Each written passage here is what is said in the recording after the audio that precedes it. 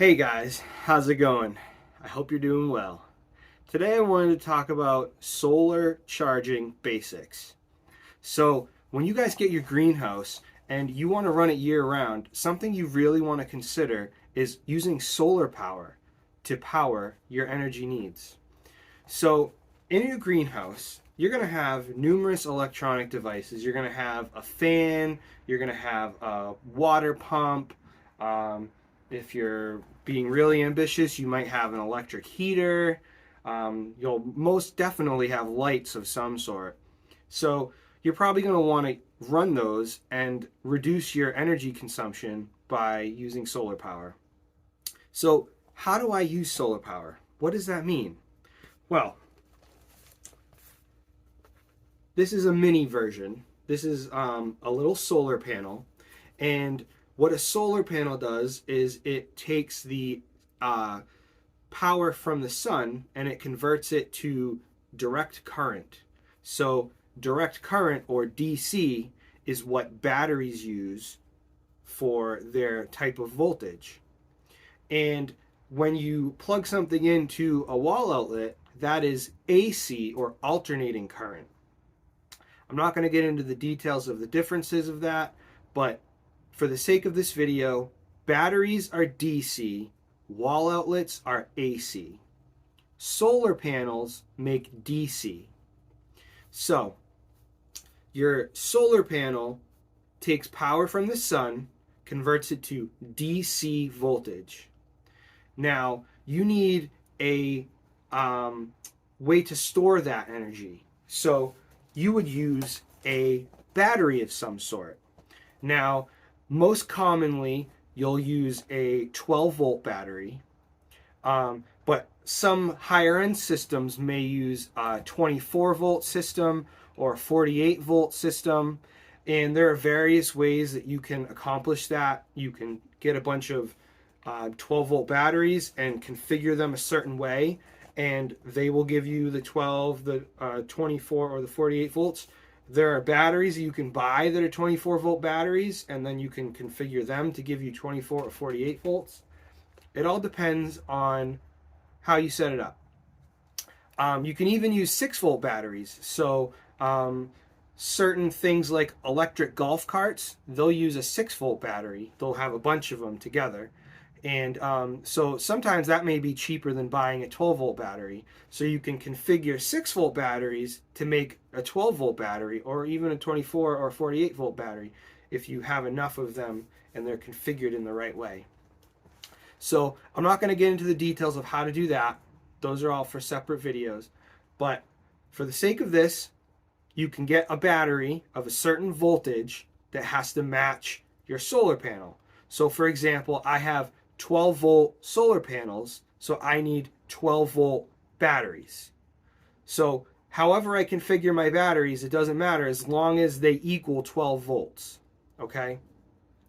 So then you need some sort of way to monitor that voltage and make sure that you're not going to overcharge your batteries. And there's actually a thing of undercharging your batteries. It's not good for your batteries to be too full, and it's not good for your batteries to be too low. My pump just kicked on. Sorry about that if it gets a little louder.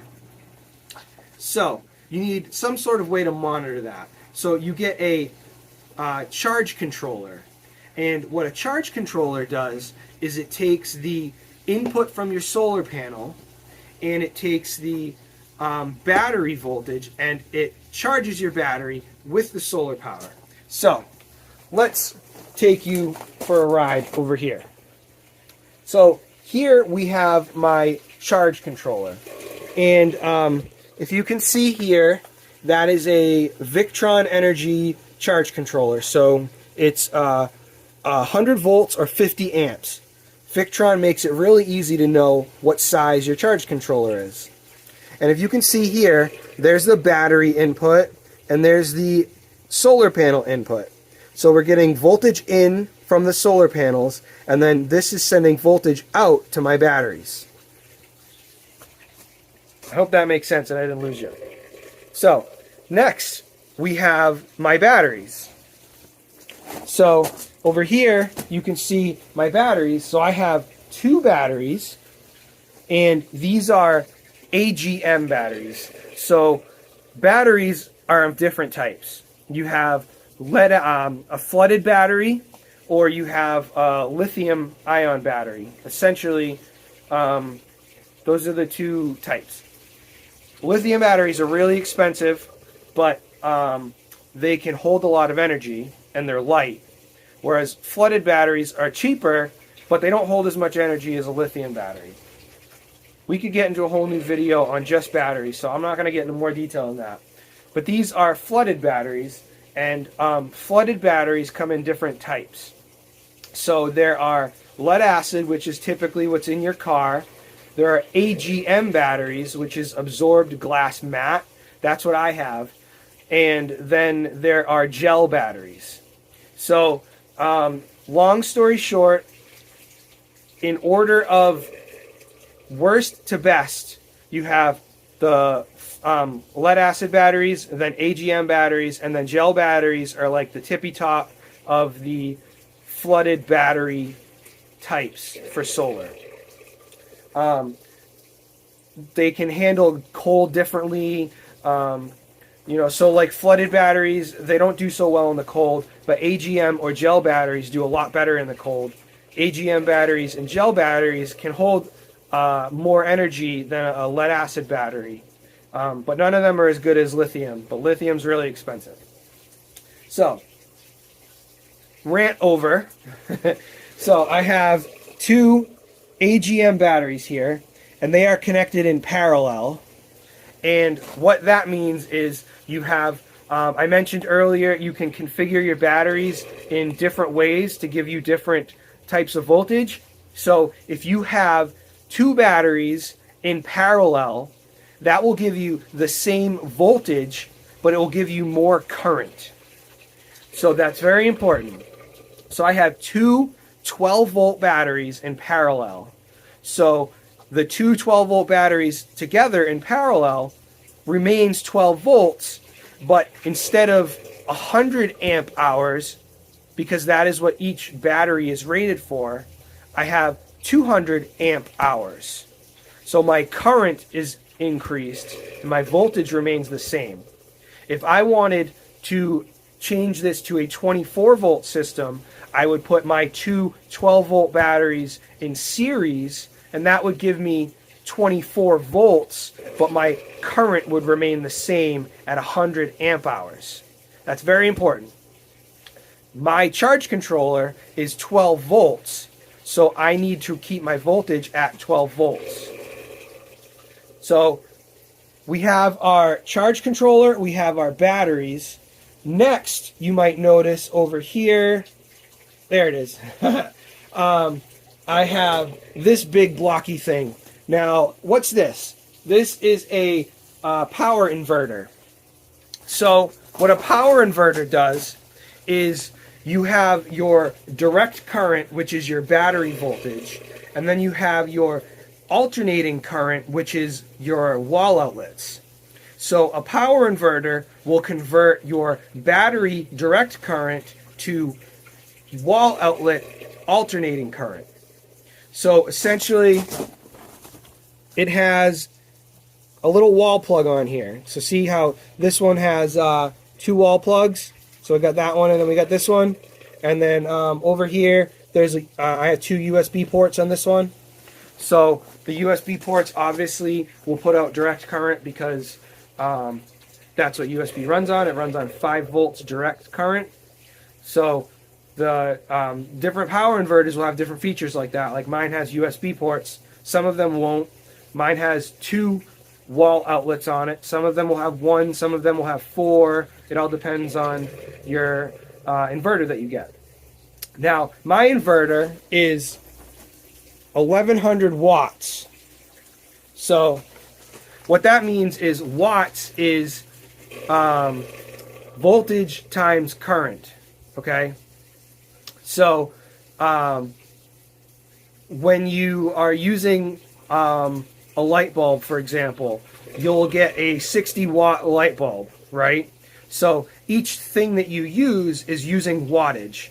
So to figure out how much of a power inverter you need to add up the wattage of all the devices you're going to be powering. So for example, I am using a water pump, and I'm using a box fan. The other things I have in my greenhouse are on wall power right now. I don't quite have enough batteries to handle all that stuff. But in the summer, I'll be pretty much all solar in here. Just not in the winter. But anyway, so my water pump uses 150 watts. And the box fan uses about 57 watts. So I have more than enough power for that power inverter.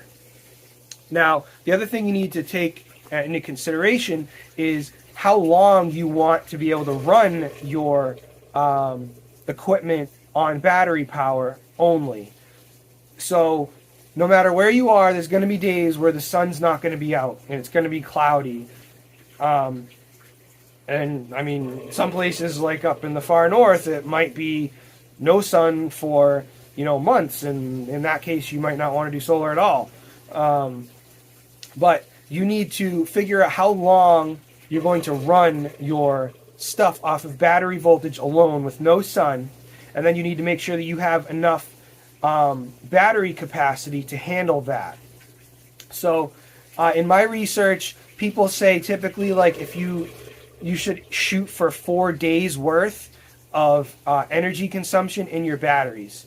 So that means that you could have 4 cloudy days in a row and you could still run everything off of your batteries.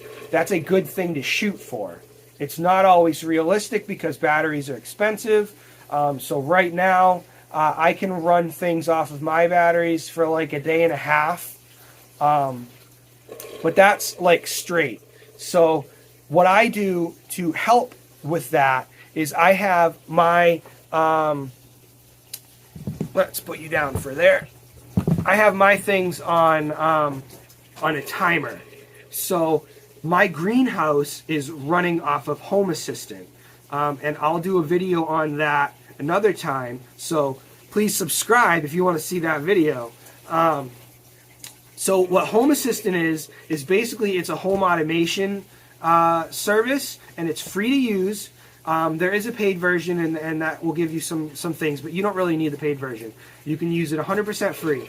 So Home Assistant will allow you to hook up Internet of Things devices, IoT devices, and you can do stuff with it. So for example, I'm monitoring the temperature in my greenhouse, and then when the temperature gets above 85 degrees, I'm turning on my fan. So I'll show you guys, see my, my fan over there, right? So that's controlled by my home automation. So if the temperature in the greenhouse gets above 85, my fan will turn on. So what I have for in regards to solar, my water pump for my hydroponic system, that is running off of solar. And what I have is I have that running 10 minutes on and then 10 minutes off. So I have my water pump connected to a smart switch, and the smart switch is connected to my home automation service, Home Assistant. Now, Home Assistant will turn that pump on for 10 minutes, and then it'll turn it off for 10 minutes. The same with my ceiling fan. So I have a box fan mounted to the ceiling, and that is to circulate the heat from my coal stove. And in the summer, it'll kind of just keep the air moving, so it hopefully won't get so hot in here.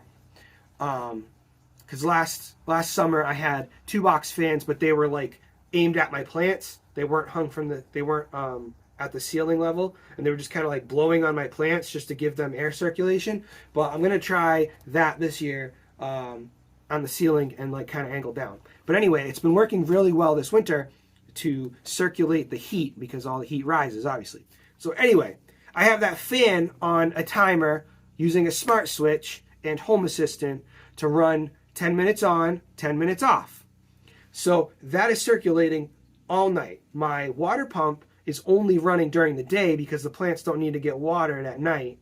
So between 8 o'clock in the morning and 4 o'clock in the afternoon, my water pump turns on for 10 minutes and off for 10 minutes. And 24 hours a day, my fan is on for 10 minutes, off for 10 minutes. So that will help me save energy. So I only have to figure out what my energy consumption would be for 4 hours for my water pump, and then for 12 hours for my fan, because they are essentially off for half of the fan's off for half the day, and the water pump's off for like 3/4 of the day.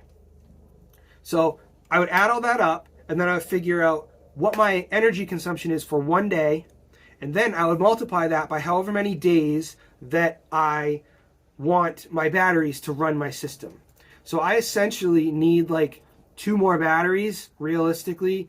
In a perfect world, I'd have 4 more batteries, so a total of 6. That would be ideal, but these batteries are really expensive, so it's probably going to take me a while to get to that point.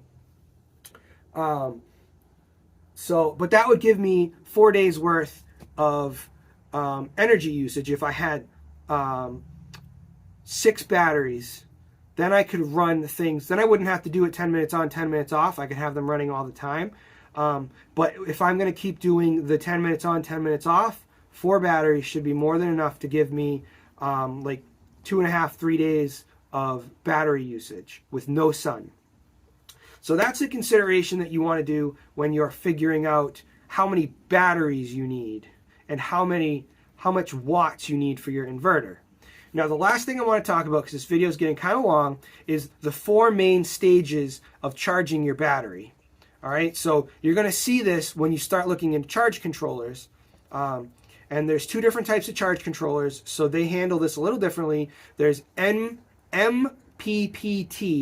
which is multi-power point tracking. That's the best kind of charge controller that you want to get. If you get a MPPT charge controller, you can have your solar panels in parallel or series. So with solar panels, the same thing applies as batteries.